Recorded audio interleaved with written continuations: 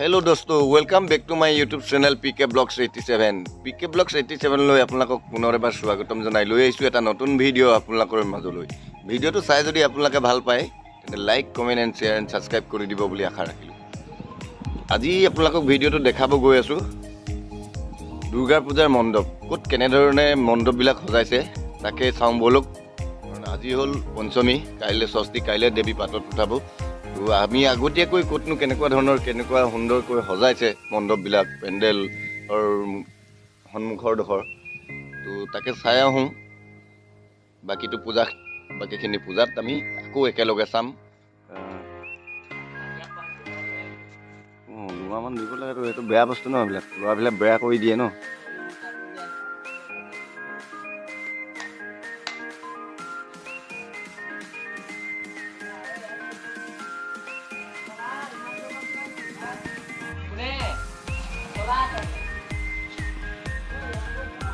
সুন্দৰকৈ সজাইছে মণ্ডপটো। এয়া আছিল বিষ্ণুপুৰৰ দুৰ্গা মন্দিৰ। তো এয়া মণ্ডপটো খালী হৈ আছে কাৰণ আজি দেৱী মানে কাইলৈ দেৱী আনিব, আনি পাছত উঠাব তেওঁলোকে।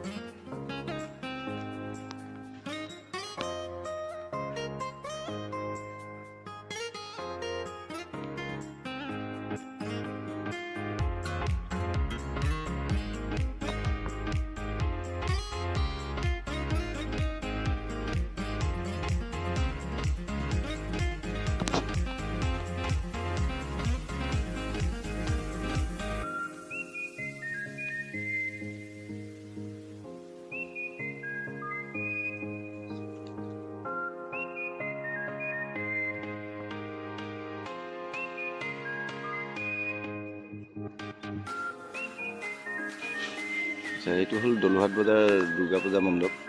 এখন গেটখন ঢাগৈ ষ্টাইলত বনাইছে, সম্পূৰ্ণ হোৱাগৈ নাই।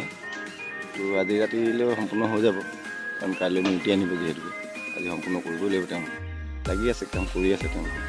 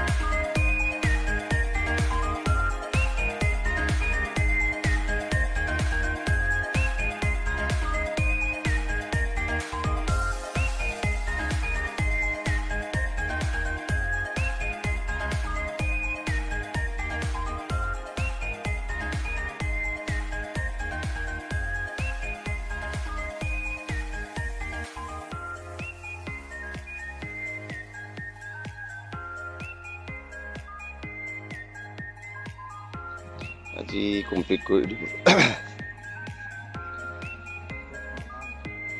এয়া হৈ গ'ল হলমৰীয়া দুৰ্গা পূজা মণ্ডপ।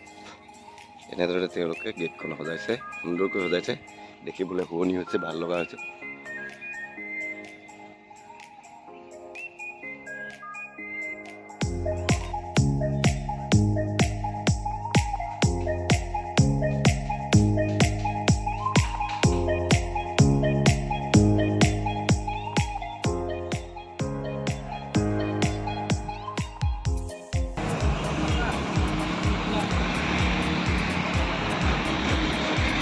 এয়া হ'ল ৰাজালী চাৰিআলিৰ দুৰ্গা মণ্ডপ। বনাই আছে, হোৱাগৈ নাই, সম্পূৰ্ণ হৈ যাব, বেছি সময় নালাগে।